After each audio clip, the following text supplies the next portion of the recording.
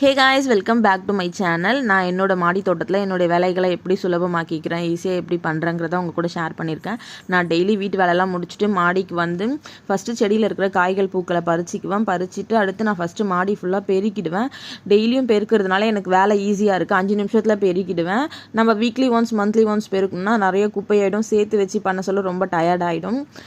நான் பார்த்திங்கன்னா மாடி பெருக்கிறதோ காய்கறி வேஸ்ட்டு எல்லாமே இந்த ட்ரம்மில் தான் நான் போட்டுக்கிறேன். அப்புறம் இந்த களை செடிகள், அப்புறம் இந்த அறுவடை முடிஞ்ச செடிகள் எல்லாத்தையும் பிடுங்குற எல்லா செடியுமே நான் இந்த ட்ரம்மில் தான் போட்டு வச்சுக்கிறேன். இதுக்கு மேலே மண்ணோ எருவோ போட்டோன்னா சீக்கிரமாக மக்கிடும். இப்போ எங்கிட்ட மண் தீர்ந்து போனதுனால இப்போ நான் மேலே மண் போடல, இதுக்கப்புறம் தான் நான் போட போகிறேன். மொத்தம் க்ளீன் பண்ணிவிட்டு அதுக்கப்புறம் செடிங்களுக்கெல்லாம் தண்ணி விட்டுருவேன். இந்த மாதிரி நம்ம டெய்லியும் அந்தந்த வேலையை கரெக்டாக பண்ண சொல்ல நமக்கு வேலையும் சீக்கிரம் முடியும், ரொம்ப ஈஸியாகவும் இருக்கும்.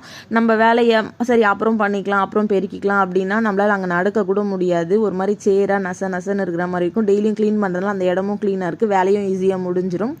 இந்த வீடியோ உங்களுக்கு பிடிச்சிருந்தா சப்ஸ்கிரைப் பண்ணாதவங்க சப்ஸ்கிரைப் பண்ணிக்கோங்க, கமெண்ட் பண்ணுங்கள், லைக் பண்ணுங்கள். தேங்க்யூ ஃபார் வாட்சிங்.